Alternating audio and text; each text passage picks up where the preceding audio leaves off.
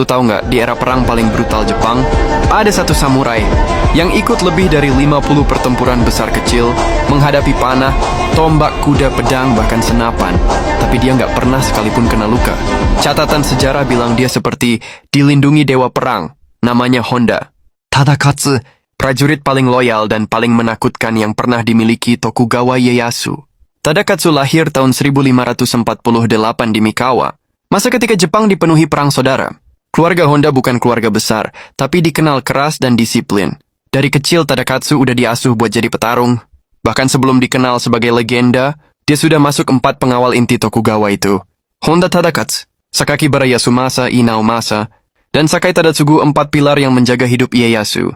Perang pertama yang mengangkat namanya besar adalah di Anegawa, 1570. Oda Nobunaga dan Tokugawa Ieyasu melawan Azai dan Asakura. Tadakatsu di garda depan, dan kesaksian prajurit musuh bilang dia tidak bisa ditahan. Sejak itu, reputasinya mulai menyebar. Lanjut ke Mikatagahara 1573. Insip pertempuran memalukan untuk Tokugawa, karena Takeda Shingen hampir menghancurkan mereka total. Tapi Tadakatsu lah yang menahan pasukan Takeda lama cukup untuk memberi waktu.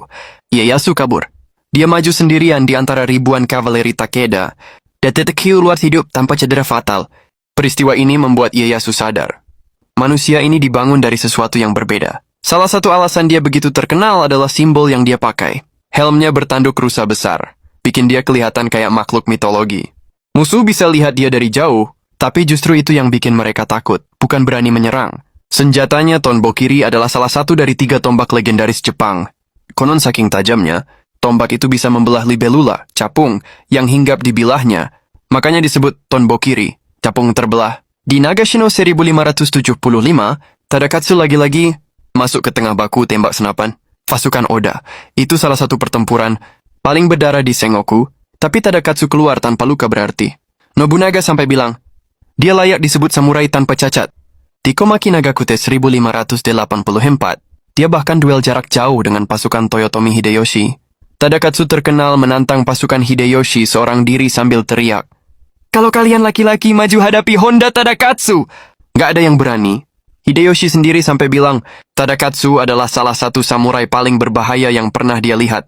Dia ikut semua kampanye besar Tokugawa, penaklukan wilayah-wilayah di Kanto, perang melawan Hojo, perang melawan pasukan yang pro-Toyotomi, sampai ekspansi ke utara.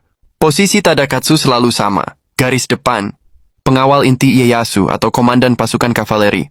Puncak karirnya tentu di pertempuran Sekigahara 1600, perang yang menentukan penguasa tunggal Jepang. Tadakatsu bukan komandan terbesar di sana, tapi dia jadi pengawal utama Ieyasu dan penahan pasukan. Kobayakawa kalau tiba-tiba membelot. Bahkan ketika musuh mencoba menyerang sisi kiri Tokugawa, Tadakatsu maju tanpa ragu dan mematahkan tekanan musuh.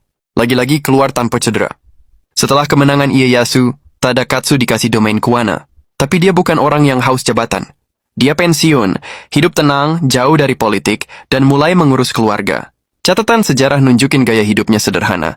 Dia lebih suka berburu dan kerja fisik dibanding pesta bangsawan. Tadakatsu meninggal tahun 1610 karena sakit tua, bukan perang. Ironis banget. Pria yang menghadapi ribuan musuh, peluru, panah, tombak, selama 50 plus pertempuran, justru mati bukan karena kekerasan. Itu alasan kenapa samurai satu ini selalu disebut samurai yang hidup di tengah perang tapi tidak bisa disentuh perang. Dan Nobunaga pernah bilang sampai akhir hidupnya, di bawah langit ini hanya ada satu Honda Tadakatsu. Tadakatsu adalah bukti hidup bahwa kadang sejarah punya karakter yang hampir terlalu sempurna untuk jadi manusia.